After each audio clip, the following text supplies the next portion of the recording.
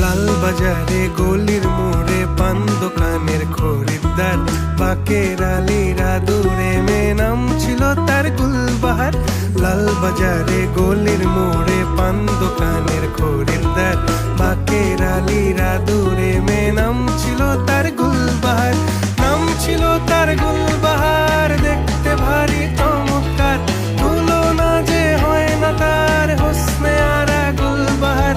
বাকের আলীরা দূরে মেয়ে নাম ছিল তার গুলবাহার।